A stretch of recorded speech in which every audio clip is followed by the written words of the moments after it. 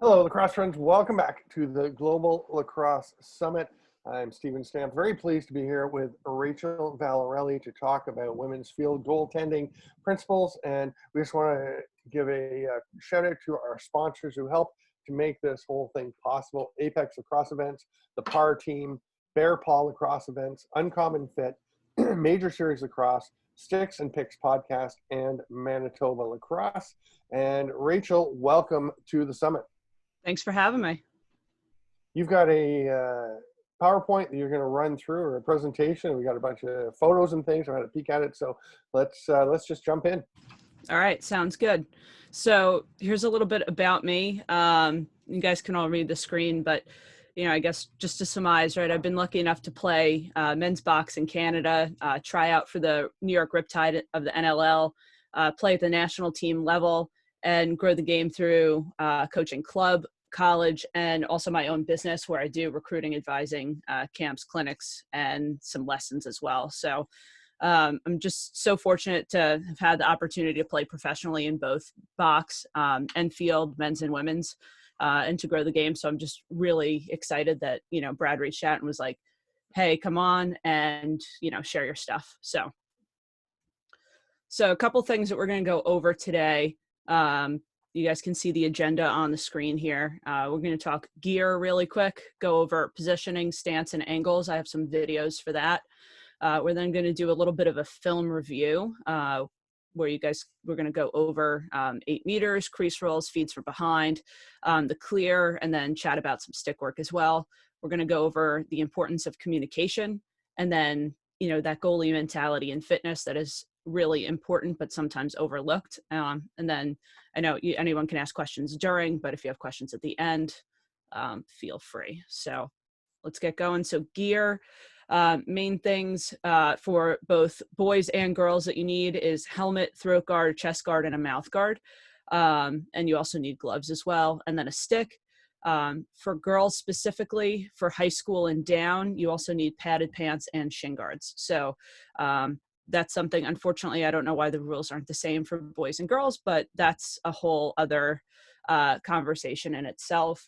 If anyone here is wondering about sticks or anything like that, or mesh, the shaft length is allowed to be the same now for both boys and girls. So there's no differentiation. I know some people talk about that there's a difference in a goalie head from boys to girls. There's no difference. It's all the same. The only difference would be potentially is box and field, but that's a whole other conversation. So do you personally use the same stick for box and field? So same brand. I used to use the same exact stick for everything. And then I went from doing the NLL combines in the fall to playing for New York Athletic Club. And the first couple clears that I had were absolutely atrocious. And people in the field game know me for like my athleticism. And then what a lot of people talk about is my really like great thread the needle pinpoint clears. And they were just not going anywhere remotely where they should have. And at that point I was like, I need to have a dedicated stick for both. I'm just so torn because once I use one, I'm like, this is my baby and I just want to use it for everything. But unfortunately it's not the case. So I have to kind of get myself away from that. Now I'm lucky enough to be sponsored by String King. So I have a particular box set up from them. And then I have a field one as well. Brad was talking to me about going all black for everything. Because that's the pro nets are all black and not white. And my box gear is all white for anybody who hasn't seen it. So I stick out like a sore thumb, and I'm under 5'5". So I guess a couple of reasons there. How tall are you exactly? 5'4" and 3/4 of an inch. Because I measured myself when Bodum did like custom stuff for me for the combines and like gear that fit a lot better. The arms are also way too long for me. So like when on the uppers, it would end up going, if I didn't like tie it off with electrical tape, it ended up going past my fingers. So that was like a whole interesting debacle. So I had to get custom stuff, and my mom was measuring me and I was like, I'm 5'6". I'm totally 5'6". My mom's like, sweetie, you're shorter than me. I love you, but you're shorter than me. And she measured, she's like, okay, you're 5'4". I was like, there is no way. And she's like, okay, there's a 3/4 of that extra inch. Do you want me to count that? I was like, yes, please. So now I know exactly, but I like to say 5-5 on a good day. So That's fair. yeah.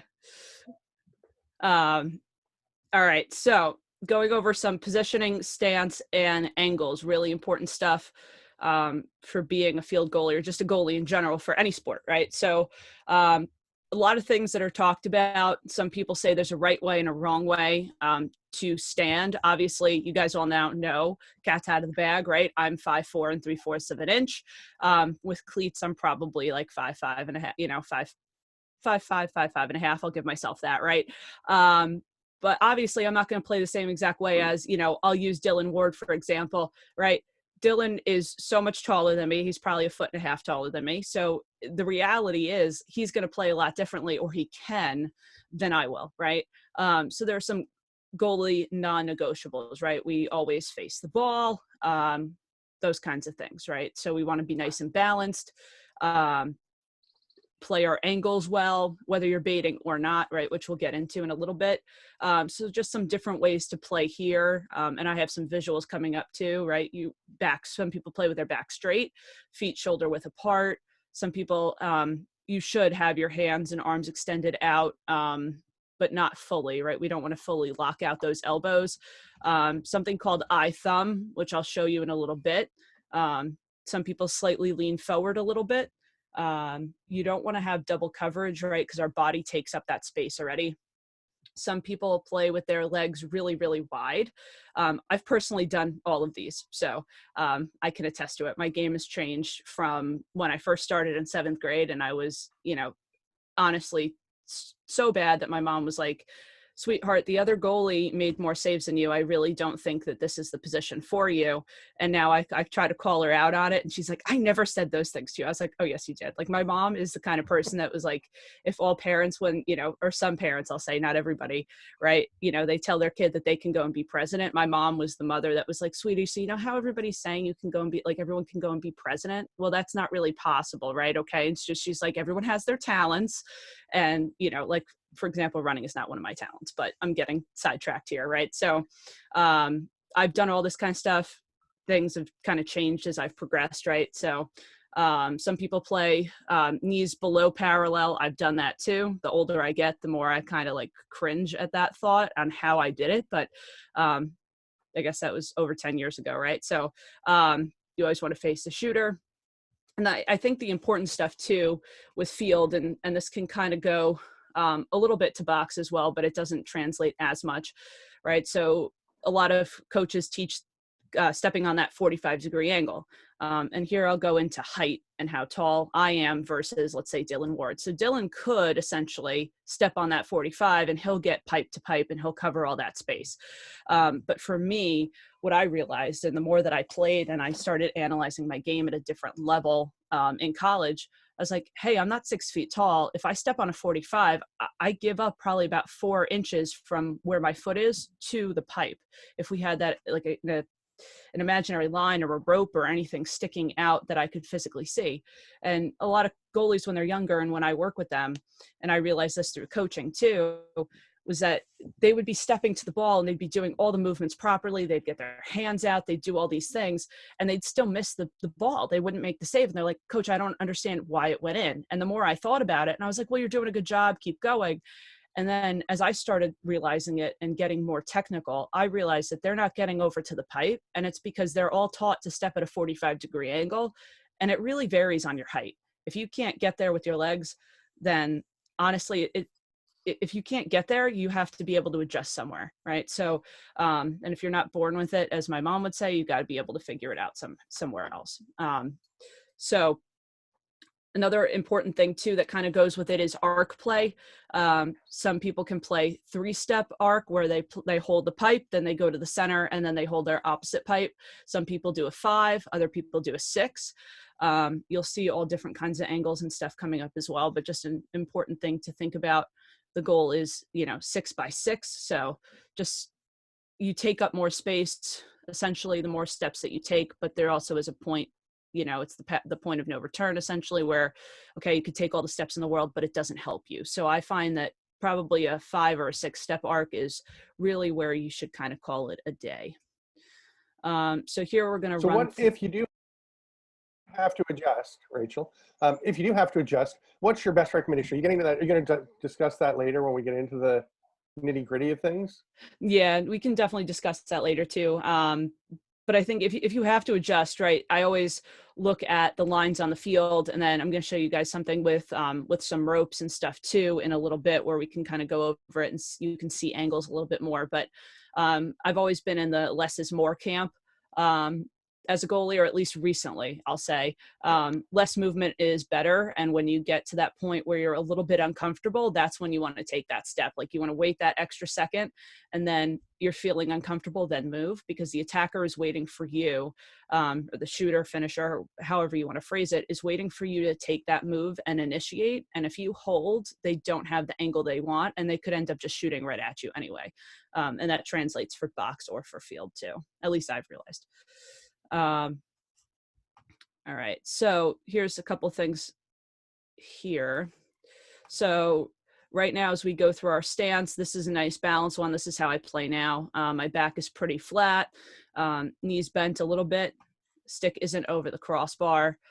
Here's another way that I used to play, knees bent a little bit more. Obviously, my legs are out a little bit further than shoulder width apart, and my stick is over the cage.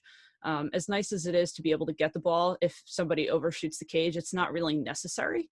So you want to save your energy and be nice and concise inside that 6x6. Here's another one that's extremely important to look at.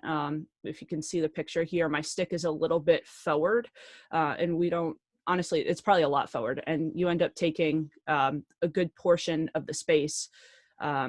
You're not taking up as much space, essentially, to an attacker. I can get a little wordy sometimes. Right here, my stick is flat pretty much. My dad took a fantastic picture. I'm pretty sure I was telling him to do something, and he just whoop, mouth wide open. But here you can see my stick is a little bit pancaked, right? It's pretty flat, and you can see the goal behind me. We want to make sure we take up as much space as possible as goalies. Here is the double coverage, where you can see, I probably should have worn a dark shirt when I did this, to be honest, since I use a white stick for field. But you can see my shoulder, my stick is covering my shoulder, where sometimes it hurts to get hit in the shoulder. One, we always want to encourage that goalies need to get their hands there first, and we're going to go over that too. But it's extremely important that we're taking up as much space as we can. All right, here's another one. Stick is a little bit lower. Oop, that went by pretty quick. Playing pretty low. Again, I used to play like this when I was in high school, and it was really successful for me. But as shooters got better and everything was faster, and when I went from, I was on the US U19 team, and then I went to college, but still that difference in the speed from one to the other, I got left behind. And playing like this, it's every attacker's dream. They see all this space and they're like, mine. And unfortunately, I struggled a bit, and then I had to change my stance and kind of figure things out. Going off about Rachel. Yeah. When you talk about the difference in speed, I'm assuming primarily you mean foot movement, right, as opposed to the stick movement. So speed of the shot more. So definitely, like, people were moving like feet faster and things like that, but definitely for me, how fast the shot came was obviously very different. And then you look at playing with people that were 19 to 23 versus, in high school, what is it, 14 to 18, sometimes 19-year-olds. So just that growth, and, we're seeing shots from people that have done, lifting programs and these sports specific programming versus high school kids that just played 3 sports a year. You see the difference. And, I always like to say too, that field players get better faster than you do as a goalie. So any goalie I coach, I say, unfortunately, right, we get better, I guess, slower. That's not really proper.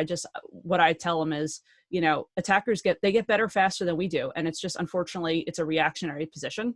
So that's why teaching the basics at such a young age and making sure that angles are correct, and sometimes that's overlooked, right? We want to do that as early as we can, so that the good habits are enforced, and, we can move on from there. You really see it with some other goalies when that stuff is lacking. It's tough to go and reteach. just to follow up, so you're saying that as the shooters get faster, the shots are getting faster, you needed to adjust your stance. So I guess my point was, does that mean you're able to react? Obviously, it means you need to be able to react more quickly to get full net coverage. So is that where you bring the feet in? You're able to respond more quickly? Absolutely, yeah. And also, when I was in high school as well, I used to always lead with my feet and then get my head and my eyes behind the ball. And the reality is that in college, my coaches completely changed that. They scrapped my stance, pretty much everything, and it was a whole rebuild my freshman year of Rachel, because seeing what worked for me in high school was great, but at the end of the day, it only worked for me in high school. And then I got to college, and it's like, okay, how can we quickly fix? Rachel's so in tune, like to fixing everything. But honestly, I was so hard headed. It took a little bit. But for me, they're like, okay, you need to play taller and all these things. And, just like Brad has mentioned to me before, about my height with box, like anytime you step, you're making yourself smaller essentially. So you have to be able to take up more space. And for me, it was like, okay, well, I'm 5'5", and that's a normal range height for women's goalies. I mean, some are like 6'3" and everything, but in box it's kind of nice to be that, or field, excuse me, it's good to be that like nice little intermediate height, because you can go and make those saves, and it's easy to get to the low ones and things like that. I think I just went on a little rant there, but Okay. so How, when you mentioned that the coaches completely changed your stance, kind of broke it down and built it back up. How did they get across the message that you needed to make that change, and what changes they wanted you to make? I mean, at the end of the day, I was letting in a lot of goals my freshman year, in fall ball. So D1 NCAA, we do fall ball for about 3 months, probably till about American Thanksgiving. And then we come back, and our spring season starts probably like second, third week in January, we head back. So that fall time for me, my freshman year, was a whole rebuild time. And essentially what they told me, and I already knew it myself, was I was letting in all these goals. And I was like, how can I fix this? I need to fix this. And they're like, okay, well, we're going to change everything. And I was like, okay, well, I found success with it. And they're like, but Rachel, you're not having success now. We have to fix that. And so for me, I was like, okay, I just had to, I mean, it sounds a lot easier as I discuss it now, right? It's just kind of like letting go and, fixing everything, and just kind of being like, okay, listen to your coach and get it done. But when you've had so much success for years with a way that you've played, and it got you to that level, there's a certain point that everyone's like, you know, it's a little bit hard to kind of make that leap and get over that wall. And that's something I definitely struggled with, but I had great coaches that were like, Rachel, it's going to be okay. We'll walk you through it. We'll go over things. And what I found, and I've taken this too with my private coaching and either club or college as well, is to make sure you're only giving somebody like 3 or 4 things that they can process at a time to fix. So I would go into drills, and my coach was like, okay, Rachel, this is all you're going to focus on. And I don't care if you make the save. I want your form to be right. And at the time I was like, what do you mean you don't care if I make the save? And now it's so crazy, but I look back, and that's the stuff that I teach my goalies right now, is I'm like, I don't care if you make the save, this is practice, but I want you to work on all these things. And if you don't work on fixing your form, you're not going to fix it. It's just not going to happen. Like, you don't wake up one day and just all of a sudden, bam, be great. It doesn't happen. You have to work and kind of chip away. So that's, what happened for me, especially my freshman year, kind of going in and changing all that. It's great that it worked out and that you're able to incorporate that, because it's a challenge. Like, looking back, obviously it was the right choice to make Yeah. those changes, to accept it, and you can be like, okay. And there's the inevitability of it looking back afterwards, but at the time there was no guarantee that changing everything was going to solve the problems you were having, right? That's right. And I think going off that too, what's really cool, and why I like D1 lacrosse, for me, is one, I'm a lax rat. So like every single day, I mean, hell, I drove up to Canada and back in the day, for practices and stuff for the ALL. But, for me, it just, I love the ability that you could go in for a whole week and be like, you know what, this didn't work, and go and fix things. And you had all that time. And it's something I really miss now with playing, post college and professionally. You don't practice as often as you want to. Sometimes it's like, okay, we're having a scrimmage, and, and you just have to figure out how to get that work in on your own, and you lose that team environment. So Well, let's get back to your to your presentation. All right.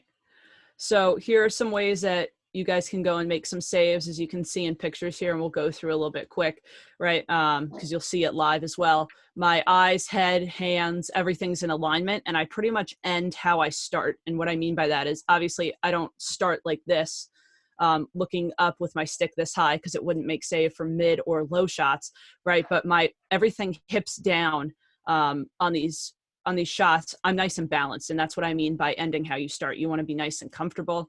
A coach once told me that if you could watch Netflix and binge Netflix or Hulu or whatever it was, you should be able to be in your ready stance that whole time. So I don't know. I think especially now, right? Goalies can go and work on that on their own with the times that we have now. But going over some low stuff too, you can see on my hat, right? You see my business logo here. And I think it's so important. A lot of goalies come in to make low saves and they don't get their whole body behind the ball, right? And they don't get their head down and they're not looking at the ball because it's awkward.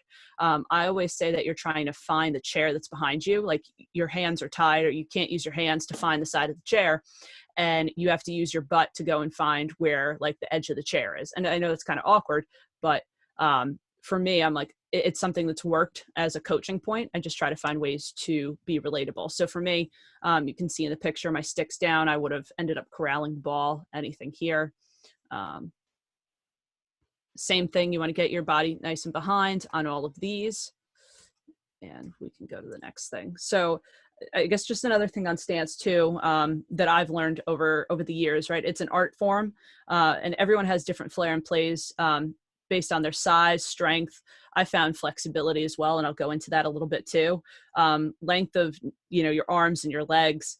And again, just really hitting home on, you want to try to end how you start and be nice and balanced. So here you'll be able to see it live. This is also a drill that you guys can do on your own. So whether you're coaching or playing, this is something you can do without a goal, without balls, anything like that. I worked with a goalie yesterday virtually, and she used red Solo cups as cones. So whatever works for you and gets the job done. So here you can see I'm resetting myself. We're going stick side high here and off stick. I know it looks kind of like I'm flying through the air a little bit, right? I reset myself here. And I think the important thing to watch is as I'm driving, you see my eyes go and my hands go at the same time. And the leg in the direction that I want to go is driving, and I'm pushing off of my right leg at this point. I end, and then I'm right away pushing myself up to the next cone. So these cones are a little more than 6 feet apart, just for reference. And the reason I do that for the drill is to make sure I'm making the save in more of the space that I would use. So in a goal, right, if you play your angles well, which we'll get to, you will never really need to move more than 6 feet. Honestly, I'm 1.5 feet wide. So from shoulder to shoulder, then you add my stick and all that stuff. I didn't go into that much detail measuring, but it's, in essence, I'm like, okay, I'm 1.5 feet wide. I take up that much space, 6 minus that. And then you talk about angles and where you play. And there's not a lot of room on each side. Now the ball's small, so there's a lot of opportunity to score. But at the end of the day, you do end up taking up a lot more space. So you would never move in that more than 6 feet here. But again, you can see eyes, head, everything. I'm punching the ball. I like to coach goalies and tell them it's like you're punching a heavy bag. And that's how you should kind of go through it. There you go. We'll just go through normally. Here I'm going hip. So all hip shots here. Why I mentioned flexibility is depending on how flexible you are, can really dictate if you want to go over or under. So you see here, I'm going over, and I can go over, I'll say when I was in college to where my socks are in the video, which is kind of crazy. Most coaches will go and teach that you're going to go under on these. Same thing, right? You can see head, hands, eyes, that front leg pushing off the back one, everything's going up to that cone. And, so some coaches teach you, when it's above your hip, you go over, and when it's under your hip, you go under. But for me, again, going back to the height, and that everybody plays differently, it's an art form. I'll use the drastic example. I'm not Dylan Ward. Dylan Ward is not me. I'm not that tall. He's not as short as I am. We're built differently, all this kind of stuff. the way I make saves is going to be different than the way he makes saves. Right. So just taking all that kind of stuff into account. Here on the low ones, what's really important is same thing, foot comes out. My stick will end up making contact with the ground about here, and you can still see that I'm lunging. Really important, my stick still stays in the same spot, but then I'm like essentially hopping behind it. Again, you would never really need to move in this kind of a 6 feet space, but it's always good to over exaggerate. That's the way I look at it. And one of my mom's favorite sayings is having, more tools in the toolbox, right? So being able to have all these different ways that you can go and play and adjust as everything goes on is always a good thing. So now we're going to go into angle play. But before we do, I did have a note here that I wanted to make sure I said. So as you could kind of tell in the videos that I did, I do a little bit of a one-step hop to corral my body and the ball. So I can make the save clean, get there quickly, right? You want to lead with your eyes. It actually gets you there faster. And then essentially the really big reason why the one-step hop has become popular, and I ended up taking, when I played, that wasn't in women's lacrosse, that was a men's lacrosse focus thing. And for me growing up, and I probably lack of TV exposure for women's lacrosse, but I would always watch men's college games and I'd see these goalies, they're so explosive. And to me, it was entertaining. And again, primetime TV, ESPN, all this kind of stuff. I was like, that is really cool. And I looked and I was like, they're doing a one-step hop. I'm going to do that too. I just called it, like, I didn't really know what it was called, but to me, I was like, oh, they're like hop like a bunny after they make a save. Okay, great. I'm going to go and do that. So it was things that helped me get there faster. And then especially with my height, I'm really athletic and I'm really strong. So obviously it helps too. But it definitely helped me get there faster. And then I'll go over baiting and stuff like that, how I play, sharing some secrets a little bit, but that helps me Rachel, get there. Yeah. yeah. So you were saying it was more of a men's game thing, but the women's game has kind of brought it in. What did women do differently back in those days to get to the same spot? So essentially they would just kind of like that, I guess the perfect form kind of thing. Like you're going through your warm-ups and you just step, you bring your hands there, your foot there, and you make the save. You step on the 45-degree angle and you were supposed to make the save. And what I noticed is a lot of goalies, and I guess the only thing I can kind of equate it to for me personally is when I first started playing box, I played very upright, very traditional, didn't butterfly, but in the field game I do. It's kind of funny. And now I'm like, I just realized it got to a point where I was seeing the ball and getting there, but I still wasn't making the save. And I was like, what can I do differently? And it was just that, to me, like that all out mentality of throwing myself at the ball. And then all of a sudden it just kind of like clicked and I was like, okay, then I'm going to do the one-step hop, and all this stuff happened. But I just kind of noticed, like with women's goalies, they just kind of like stepped to the ball, they made the save.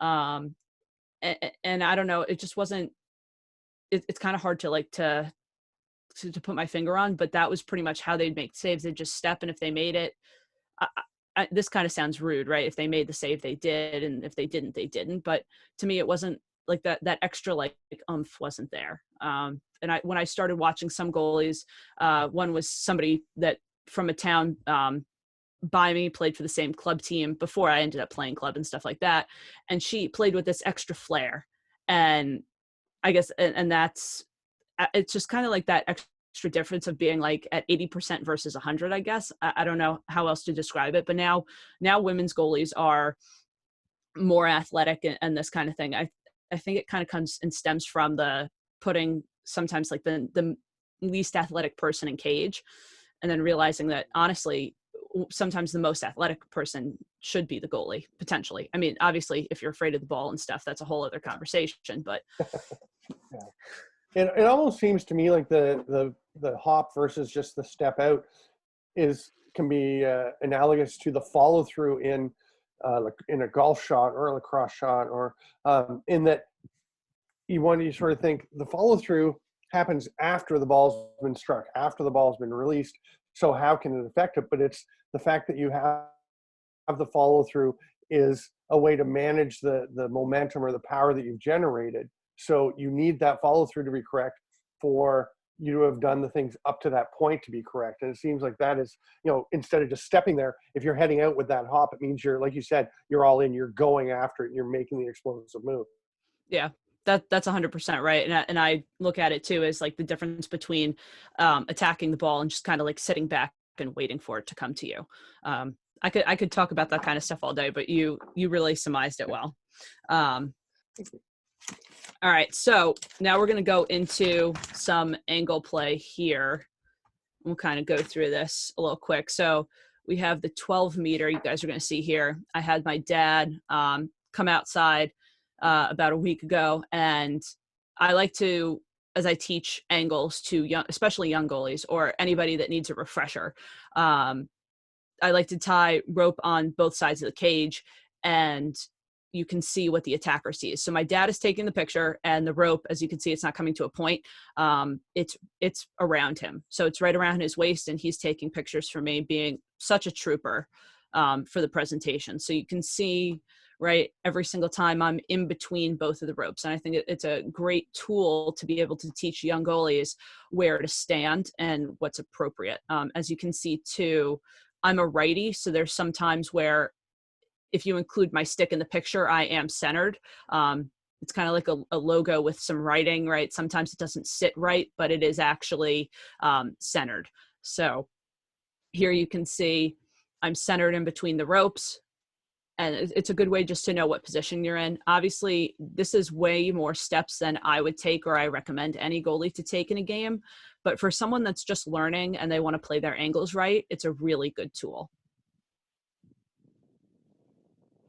And anytime too, I'll preface, or not preface, because I've already kind of said what I need to say on the 12 meter kind of stuff, but you're never really going to see shots from outside the 8 meter in women's. I see it sometimes in women's pro, it will happen. But anytime that the ball comes down from the 30-yard line or the restraining line, essentially, which is normally like the 30 or the 35-yard line, depending on what field you're on, you want to be set and ready to go. So in a sense, right, that these 12-meter angles will really help for anything when you need to be set. That's another thing that most goalies, they don't get set when they should. And then they see a shot come and they're not ready. And they're like, oh, I almost had that, coach. And it's like, yes, but also no at the same time. Right. You don't want to get yourself caught like daydreaming or anything like that. So here's I would say, yes, if you have excerpts or examples of the drills on social media and things. I mean, I know you do this as a business, so obviously you're not going to be sharing everything, but are there some examples that people can see if they want to follow up? Absolutely. Yeah. So I have everything on my social media is up there. I have a YouTube page as well. So I have some stuff up there. I just kind of, I put it out. I also have a website, rvlacrosse.com. So all of my stuff is there. And if it's not specifically on the website, it's linked out to it. So my website's pretty much the home for everything, whether it's social or LinkedIn, whatever, email too. You can find me there. So here, talking about angles is probably one of the most important things, is your angles on the 8 meter. So anything inside the 8, that's critical. That's the critical scoring area in women's lacrosse, right? We want to make sure that we're always set and ready. So here's right on GLE. Okay, you guys can see again, right? I'm inside. The sun kind of looks a little funky with that picture, right? But I'm square and I'm centered inside the ropes each time. It's a good tool just so that goalies, know what to focus on, especially when you're younger. There's so many different things to focus on. Some coaches are like, you need to talk and say what the ball is. You need to say who's to, who's this, who's that, right? And we'll get into communication in a little bit. But it's a lot to take in. And so the most important thing is you as a goalie, like essentially and going back to in college, right, how we made that change. My coaches literally wrote on a little index card. I've never told anybody this, right? Things to focus on. And we're like, the first thing was be a rock. Okay. Second things was save the ball, clear the ball, repeat, talk a little bit, tell everybody where the ball is. And essentially that was my role my freshman year as we kind of rebuilt I guess we could say Rachel 2.0 or, whatever for being a field goalie, right? In that whole rebuild process, you can't throw the whole kitchen sink at it or nothing is really going to stick, right? So the most important thing is seeing the ball, saving the ball. And in order to see it and to save it, you need to be set, right? And you need to be ready, and being set and ready includes your angles, right? So just being able to focus on something. And, some kids are really visual, where seeing this from an attacker's perspective is really beneficial. For some people, they're like, okay, it just looks like, okay, Rachel's like hanging out, getting her picture taken, and, wants to show off that she looks good for the Lac Summit video. But everyone learns differently. So that's why I like to kind of, mix everything up in there, do some visual stuff, all of that. So now we kind of go on to some baiting, and I think this is where the ropes are really help to be extremely efficient. So again, I'm sharing my secrets here. So here it just looks pretty much the same as one of the last couple pictures that you saw on the film. This is where it starts to get a little funky. Okay, now we're on that first inside hash. And so for me, especially with 8 meters, this is where I ended up playing especially my senior year. In college, I would bait. I really wanted everybody to shoot on that right side. And long story short, I went out one day with one of my teammates working on 8 meters. I was like, this is the area of my game that I really need to improve.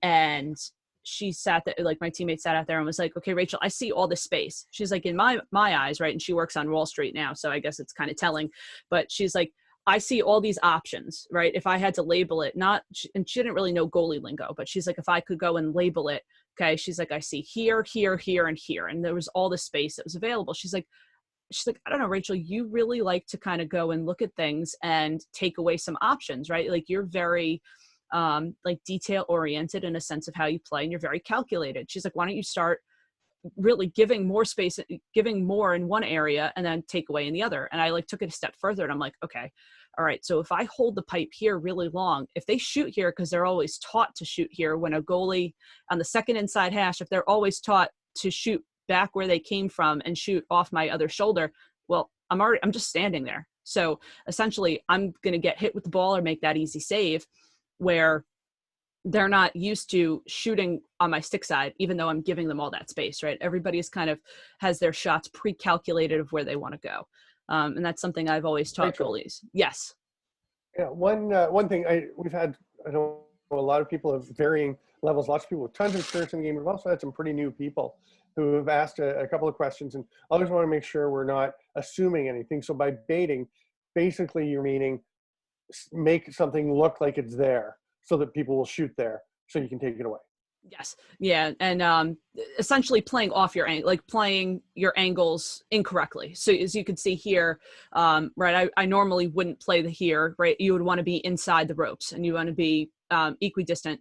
But for me, I'm like, okay, let me favor that left side, not because my right hand is my strong hand and my stick side, but because my left leg's actually stronger. So for me, I ended up baiting here. Same thing. This is the second inside. That's center. Again, I'm a little off, but not too much, because as you can see by the ropes, right, this is the most space an attacker sees. And again, here I end up baiting. My left side is a little bit stronger, right? So I end up baiting and really showing my other side here. This is really more for 8 meters than in gameplay. I will bait in a game a little bit, like just when the ball's normally around the 8 and we're getting into sets and things like that, or the other team is. But I tend to not do that, because for me, I don't feel focused and ready. But on an 8 meter, I will physically put myself out of position, because they haven't seen that in like normal sevens, essentially. So if we have some time here, I have some clips that we can kind of go over. Oh, I have to press play. There we go. So film of me, college, pro, all that kind of stuff. And so here's an example of an 8 meter. As you can tell, I'm pretty straight up, like I showed in the beginning of my presentation with my form. Whistle blows, and I'm holding until that ball is shot, and I see it where it's going. My feet don't even move because it's coming right at me. And again, I ended up playing in this game about, I think it ended up being a week after some of the NLL combines that I attended. So really more box focused footwork for me. I was like, okay, wait for it, absorb it, make the save. Oh, I think I just did something there. Hold on. Sorry. I am technically savvy, I promise. Sometimes it doesn't show though, right? You want to be able to get that quick clear out. Here's something I love to talk about, right? The ball's behind. Another way that my game has evolved since college and a little bit is playing up a little bit higher here and taking away the space. So as you can see, I'm kind of bouncing around a little bit. Any young goalies watching, I don't recommend that you do this. You want to focus more on your angles and playing well instead of being an extra defender. But again, this was for me after a box weekend. So I'm like, I'm free, I can run, I can move. So I really wanted to take away all these options. And as you can see, everyone's clustering up on that. Ends up being the right side of your screen, right? And they're all looking for those cuts. The girl behind is looking to feed. And because I'm taking up that space, it's not available. So she can't feed, she's got to hold on to it longer, and it messes up their whole set. Again, another save, right? You wait, you explode, and you come through it. I like to say that you want to save all your energy to make the save, right? So even if you end up out of position, it's better to hold and wait and then explode to where the ball is than taking, 5 little steps because you think you're out of position to fix yourself. I had some infatuation my senior year of, of clearing with my left hand. So you can see that here. I make that save, and then right away, I'm just switching to my left hand. My coaches did not like that. But again, with, goalie stick work and stuff, it's really important to be able to use both hands. You never know when you're going to need to. Feeds inside, same thing. I'll talk about this clip really quick. I have 3 of my teammates yelling at me where the ball is because I'm screaming at them, "Where's the ball? Where's the ball?" And they're like, "Rachel, it's right behind you." So I'll talk about this in a couple ways, right? It's really good that you want to have teammates that have your back. It takes a lot of work to kind of get into that where everybody's working on that same string and everybody's together. But they come up and they trust me that I'm going to come up with those saves too, and that it's essentially okay for the ball to like roll out behind like that.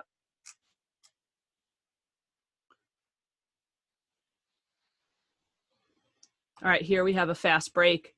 Obviously, we have some of our middies are trailing, and in the game, this was actually the last game of my career at uMass.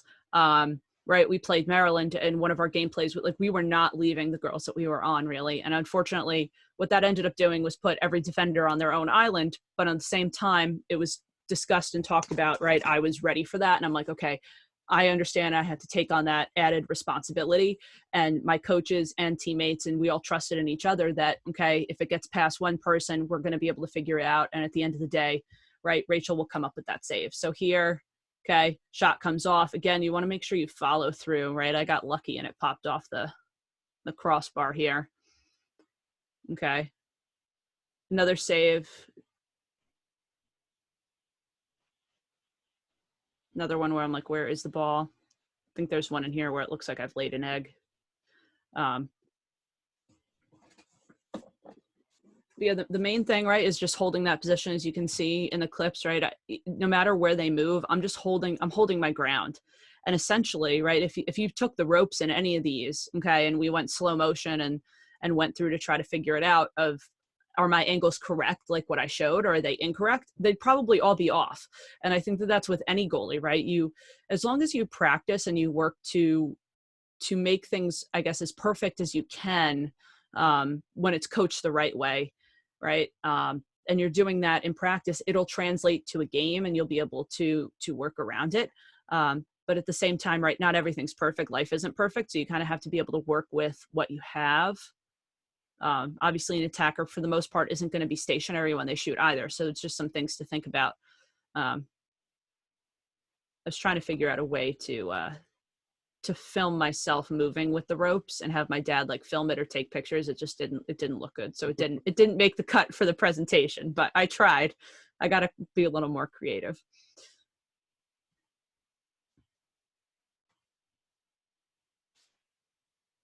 So yeah, coming up, you guys will end up seeing some feeds from behind and how I played a little bit here.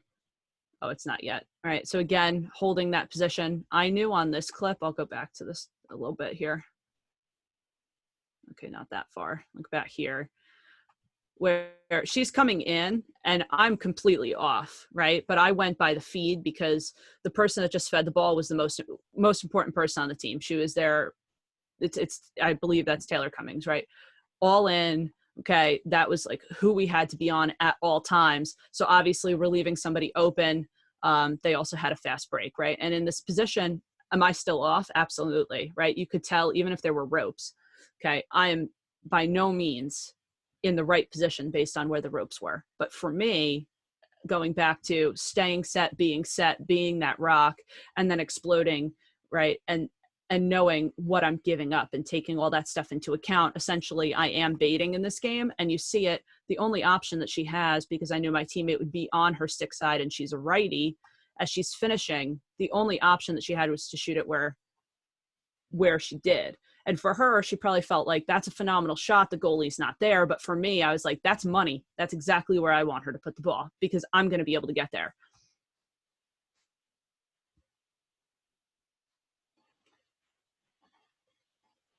So sometimes they're like, obviously from my little rants, right? There are times that it's okay to be out of position. And it works to your benefit, but it depends on, the shooter, your defense, where you're forcing. There's so many aspects that go into it. One factor as you talk about that, I mean, you're talking about obviously Taylor Cummings is going to affect how you play a game defensively as a goaltender, everything. Other players you're going to adapt for and other teams, but there are lots of cases. And somebody was asking one of the other goalies that did a presentation about this as well. Said, hey, say you're in a tournament and you don't have a chance to scout. You don't have video. You don't, from game to game, you don't have much time to do team specific adjusting. Would you go back to a more just more, I guess, old school or tried and true positioning? Absolutely. Yeah. The other thing too is, and it was so hard, like my senior year, I guess for me, I kind of got to a point. So I'll talk about me first and then kind of that point. Like I got in such a rhythm that it didn't matter what the shooter was doing. I ended up trying to dictate the tempo. And I think that that's something that kind of gets overlooked with a lot of goalies, right? And everyone tells the attacker, be decisive, be this, be all these things. Like you can go in and, hide your stick this way and push it across your body, right? And do a twister and do all these things, right? That, have come from the box game and things like that, right? And you look at it now, and I kind of got myself into that rhythm. Like it doesn't matter what happens with anybody else. I feel good. I'm in a good rhythm. And that was, again, going back to like playing every day, feeling like being hot as a goalie is like probably, one of the best feelings, right? You're like, nothing can stop me and I'm on a roll and we're doing good. Defense is good. Like we were on such a string my senior year. Like it didn't matter. We were like, we're ready to go no matter who is firing at Rachel, at us. It doesn't matter. Like we're good. But I guess going back to like the question of like, do you change if you don't have a scout? I think, at the end of the day, it's like you got to be confident in yourself. So I guess I kind of already talked about it, but you got to feel it out in those first, couple minutes and kind of see what's going on and like how the team is setting up and things like that. And I guess the good thing for field, right, versus box, where you don't obviously box, like more reps for a goalie, you see a ton more shots, everything's quicker with the shot clock. And, women's field had that, not at the time that I played in college. But at the end of the day, you have more time, you're seeing the options, you're seeing how they're setting up, and you realize where the shots are going to come from. So I think, in the first, 5 minutes or so, again, if you're experienced, if you've practiced, how to play the ball behind, how you're going to play things, and you just kind of figure out for yourself. Like, I'll give an example. So for me, when we played Maryland my freshman year, and again, I go back to my whole thing of like, I had 3 things on a note card. It was like, okay, be a rock, see the ball, save the ball, just stay where the ball is. Like, that's your job. And for me, my coaches were like, okay, we've seen film, but just the word on the street with Maryland is like, they feed to the inside. And they were like, Rachel, we don't want you focusing on that. You're going to hold the post and you're going to turn your head. You're going to look behind, right? If the post is on my side here, I'm looking behind, ball's back this way. I think my hand's not getting cut off, right? Okay. Back here, they feed it in and I'm already set. Like my hands are here, boom, I'm turning and then I'm making the save. So I think just having that sense of like, okay, in the first couple minutes, you see they're setting up behind. Okay, do I feel good today that I'm going to be able to pick those passes off? If the answer is no, you hold a little more, you wait for the feed to go inside, and you react from there. And a lot of it comes from the warm up too. Like if you're not feeling fast or you're feeling a little slow, it's like, okay, I'm going to stay home today. Like me playing post college, in those first couple film clips that I showed, that was a week after one of the NLL combines in Toronto. And I'm like, okay, last weekend I was in a car for 8.5 hours each way. I played all day. And in the box gear, you're not running around unless you're running to the box to get an extra guy on the floor. Like you're not doing any of that. So for me, I was like, I'm free. I feel wonderful and I'm going to run around. And that was my whole thing. I'm like, okay, I'm going to take off all this stuff and I feel good and I feel nice and loose. And then there's other times that I play and I'm like, okay, I have this self-realization. I'm like, you know what? I'm not feeling like I can pick stuff off today. And there's nothing wrong with that because I'll go back to what my mom said about the tools in the toolbox. And I'm like, okay, I'm going to hold the pipe. Okay, I'm making that save. I'm playing. I'm here. I'm holding. Okay, she moves the ball to the left. Boom, I'm moving to the left. Okay, that you know what? They shift the ball to the right. Bam, I'm moving to the right, and I'm nice and set. And that's just kind of depending on how you feel and like in warm-ups and stuff. You're like, okay, that's how I'm feeling. That's how I'm going to play. And then in that first like 5 minutes or so, you realize what they're doing, how they're setting up, and who their looks are for, and you can adjust that way. I know I kind of went on a little bit of a rant there, but. You do that. It's okay.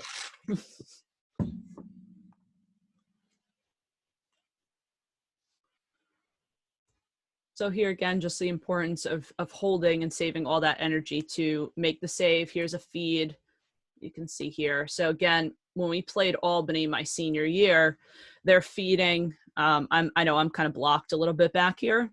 They're looking to feed. They feed inside. I'm already set by the time that she hasn't even received the ball yet. And I'm set exactly where I want to be, right on the pipe. She shoots where I want. I get a piece. Okay. And then I showed this one too, right? Obviously it's just a warm up and it was like a little hype clip for junior year going to NCAAs, but I'm in line with my coach's stick. Okay. You can see that. Oh, I just went out of that, didn't I?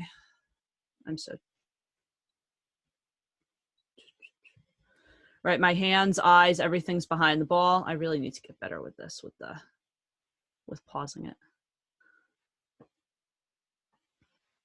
Right, being set, there I am kind of taking away that space and I'm showing a little. But again, I'm pretty much staying right on my line. I'm staying true right on goal line extended. Okay, so if an attacker sees your stick there, for the most part, they're like, okay, maybe I don't want to feed. It's not really open. She might look to pick that off. Right, she's looking to roll back here. Again, I'll kind of go back to baiting. All my weight is on my left. I'm taking up that space in that lunge. And she looked to shoot on this too. She doesn't have that opportunity because I'm holding all that space and she doesn't really have a good place to put the ball. So she ends up coming back behind, right? This is me playing more true to the ball being behind, right? I'm not hopping around. I'm pretty centered and set. And another thing to kind of go off of that too, right? And then we go from that right into another shot of me playing after the NLL combine. And it's like, it depends on how your defense wants you to play too. So in college, everything's pretty rigorous. We're like, this is the system. Rachel, you play here. You only look to show a little bit. You're not being an extra defender. Even though like for US at the time, right, that was the whole thing of like coming out and doubling behind. That was all stuff that was requested and required essentially of any goalies at tryouts or things like that. But at uMass, that wasn't the way, that wasn't the system. And so now me playing for New York Athletic Club and playing pro, I'm like, this is how I want to play. You guys okay with that? And the answer, like the day up, they're like, yeah, that's cool, Rach. Like we're good. And so they're adjusting to me playing outside the crease a little bit, being that extra defender. They can take some more chances here, right? With that, they know I'm going to still get back and be set. And I think that's important too, is like realizing when to kind of give up. I don't mean to say like give up in a bad way, but knowing, okay, you know what, this isn't working. I can't really pick this stuff off anymore. Right. So I'll go back to this one here. Okay. I start to see she's looking like guns blazing, full steam ahead. She's going. And you can see I'm already starting to lean in and go right back to the cage. Cause I'm like, if she shoots, I'm completely vulnerable and the whole cage is open. But again, I go back to like my athleticism and trusting myself that I'll come up and be able to make those saves and, get the job done. Point. Sorry. Sorry, No, you're one good. thing that stands out between the two, you talked earlier about holding your post and how if someone's coming across, you're holding on that post. And I remember the thing you said was when you feel uncomfortable, like you need to go wait another beat, another second, and then go. So you're staying back in your post. Whereas here, I guess it's because there's more vulnerability when you're out at the top. It's clear that as soon as that threat occurs or is clear, you're gone. You're going back in because you've put yourself in a position where you can do a lot, but you're also in a vulnerable position when she does come out. Yeah, absolutely. And I think too, like going off of it, the more that you play, the more it just kind of becomes a feeling. And so for me, I don't even know how to like pinpoint it exactly. Obviously I can tell by like her body language, or a lot of attackers, they kind of do like a nice little hop and then they start their drive, or everybody kind of has their tell. And for me, even without scouting, right, you can kind of see how people are built, or, how they're moving even when they don't have the ball and they're looking to get past the defender. And I'm like, okay, that's their tell. When they do that, they're looking to gain space, whether they have the ball or not. So for me, like when we played Monmouth here for post-collegiate, we didn't have film. Even though one of the coaches on the Monmouth squad, or the Monmouth team, one of the coaches for them, is sisters with one of the girls for New York Athletic Club that plays and is captain and stuff for us. We didn't get film. We didn't do a film exchange. So for me, I was like, okay, this is her tell. I know I need to move.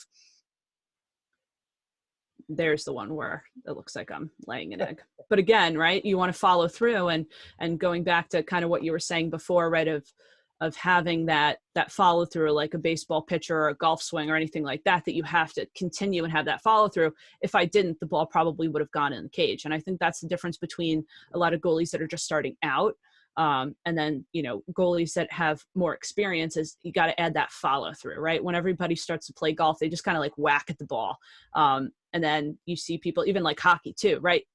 The better slap shots, okay, and shots like that, they're following through on it. Their wrists are coming through it. Right? I mean, again, I don't play hockey, always wanted to, but my mom wanted a daughter with teeth, so that didn't happen. But I think that's why I play box, because I'm like, it's the perfect in between. It's like, it works.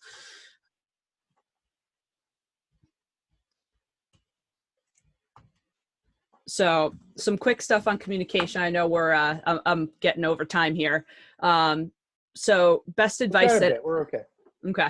So the best advice that I got talking about communication is, got to my freshman year at uMass, and, it was, again, we'll go over, it was like the Rachel 2.0, it was the rebuild. And my coach was like, okay, you say everything at the same exact, like, cadence, speed. I would just scream at everybody. And again, not in like a mean way, right? But all my communication was the same tone and the same level. And essentially what happens is whether you mean to or not, it's going to get tuned out, because defenders are focusing on so many things at once. Again, I'll kind of go back to that different perspective, right? I did it for learning where attackers like to shoot the ball or things like that. And I had defenders literally come up to me and they're like, Rachel, I have to focus on where the ball is. I need to find my girl. I need to know if I need to switch. I need to know if we need to crash. I have to help this person out. I need to know when I need to go here. Like, there are so many different things that they're focused on, and just staying with their girl is a whole other thing, but being focused on the whole play, right? It's a lot of moving factors, and, they're going to tune you out, right? So whether you're speaking really low and they can't hear you, or, what have you, they're going to end up tuning you out. Now, I also had teammates that, we played at McGurk Stadium, which is probably ends up being like a half of a mile off of the main road at uMass. And people could hear me in their cars if their windows were closed, right, where the ball was. But sometimes my teammates 3 feet away from me didn't know where it was, right? And again, that's just, people being so hyper focused too. It has nothing to do with like the different tone and how you speak. But the best advice that my coaches gave me was that, you want to yell like, okay, there's no phone, no cell phone. We're back, years ago, let's go, to the 50s, and you're outside and your house is on fire and you have to scream to your neighbors. Like, you don't have time to go run up to and ring the doorbell. You have to yell at them that there's a fire. They can't smell it. They can't hear it. They don't know. And you have to yell like your house is on fire. And I was like, and I started laughing, and she's like, no, like, I'm being serious. That's how you have to yell. So every single time, like, terms that she said, she's like, these are the ones that, like, your house is on fire, right? Balls in the middle, like, so balls in, balls down, middle, crease open, crash. And if, somebody needs to go look to either help or slide or anything like that, those were the house are on fire terms that you really want to get across. And then the calm demeanor is the ball location, things like that, right? And so I just always took that to heart. And so now anytime I teach a goalie, I'm like, okay, your house is on fire. And they're like, but I have a cell phone. I'm like, no. I was like, that's not the point. So I guess now I'm showing my age a little bit, but it's all good. Pretend that you don't have a cell phone, or yeah, your battery just died. Exactly. And you don't have a charger. So that's that on communication and stuff. I don't know if anybody has questions or anything like that. Yeah, I think we're good for the moment. Okay.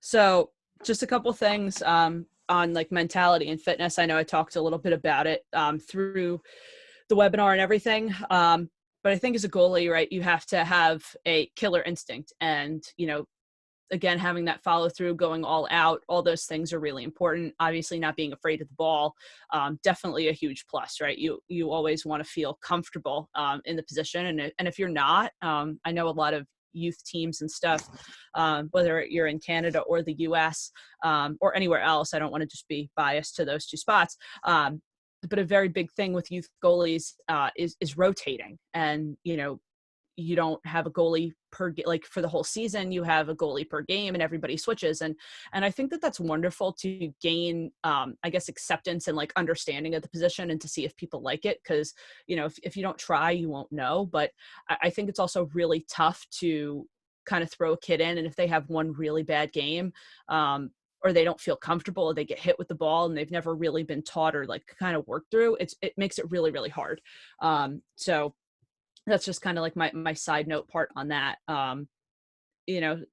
It's almost better, like, you want to train a couple goalies or see who wants to do it, and then hey, they get hit by the ball, or right, you use tennis balls or anything like that. I could kind of go on about drills and things too, but you can kind of tell sometimes, like, when a goalie hops in, or like you have certain people that they're either going to be, and this is just my opinion, they're either going to be really good attackers that like always want to drive to the net, and they're like, I'm going to figure it out, I'm going to like, and they have this killer instinct, or they want to be a goalie. So like for me, I'm like, my like inner dream is that I'm an attacker, but obviously that's not the case in any way, shape, or form. But for me, I'm like, okay, that's like, Rachel's dream. But yeah, just having that killer instinct. And I guess going off of another piece of advice I got, I'll go back to my freshman year at uMass. Not that any of the other years at uMass were bad or anything like that. I'll give love to all of them. But my freshman year, especially when I was going through that rebuild and the Rachel 2.0 kind of stuff, and we'll tie it all in, my coach was like, Rachel, you try so hard to be perfect in like everything that you do, right? Whether it's lacrosse, it's academics, it's like your fitness, your nutrition. I'll say fitness wise, running, again, not my friend.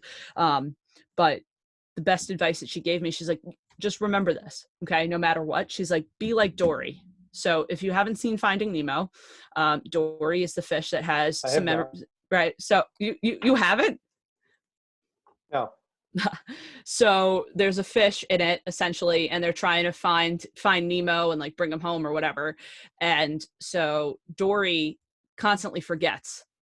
So my coach was like, be like Dory, just forget, right? You let one in. Okay. You let one in. It's all right. And I think especially for younger goalies, being able to teach that, because I think that's such a hard thing with the position, is kids let in a goal, and there's only so much you can teach before you rotate a goalie in for a game, and there's only so many practices that you have for youth beforehand, that teaching a kid that it's okay to let in a goal, if you have somebody that's very very driven and goal oriented, they're going to be like, well, I just let one in, so obviously I can't be a goalie, I quit, somebody else go. And that's why I always find it hard to rotate goalies. But I again, great for exposure for the position, but it has to, I guess, tread with caution is probably my terminology around that.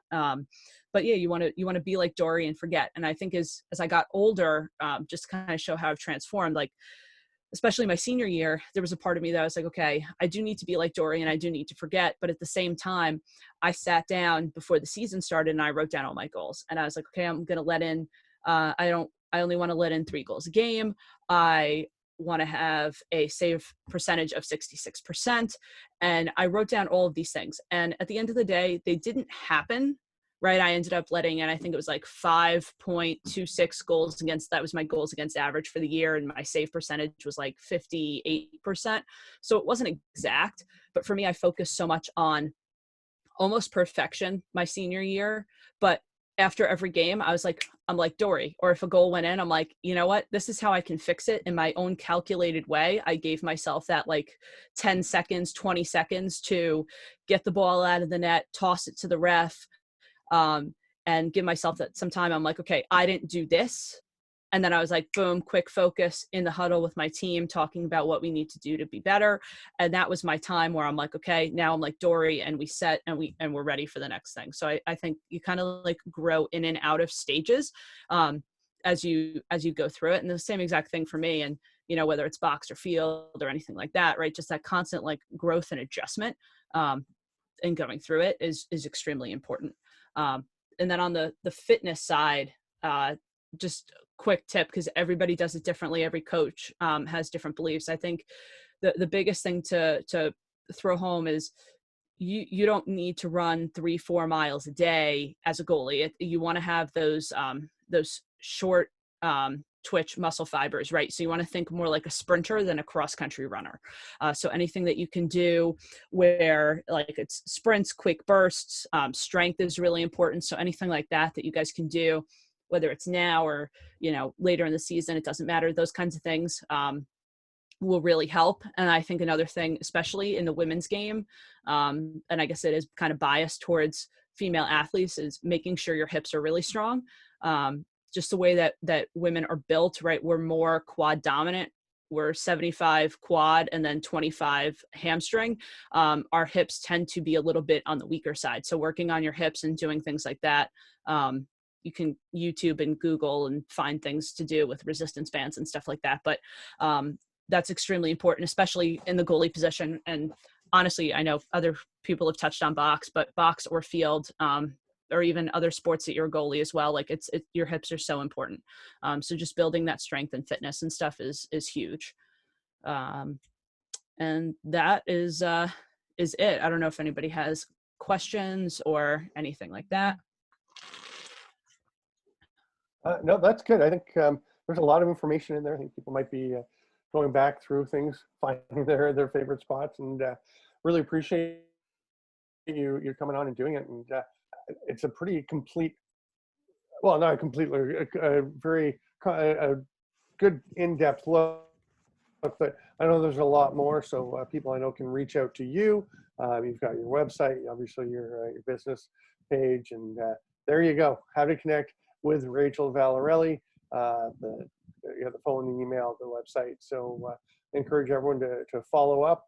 Go check that out. And thanks so much. I'm just going to quickly thank our sponsors one more time. Manitoba Lacrosse, Uncommon Fit, Bear Paw Lacrosse Events, the PAR Team, Major Series Lacrosse, Apex Lacrosse Events, and the Sticks and Picks podcast. Thanks to everyone for watching. And Rachel, thanks so much for sharing all this terrific information. Of course, no, that's the whole reason why I'm here, right? Is obviously Brad asked me and I'm going to say yes. And just being able to grow the game and share my love for the sport. And obviously, you know, all this information, which is probably like a vomit onto the screen and to all of you, but I hope you liked it. And, you know, you kind of process it and take it in. Any questions that you guys have, reach out to me on my many different ways that you can connect. Again, I probably went a little overboard, but reach out about anything, coaching, playing, what have you. I'm here. So perfect. Thanks so much. And lots more coming up in the Global Lacrosse Summit. Thanks everyone for being with us. And thanks again, Rachel.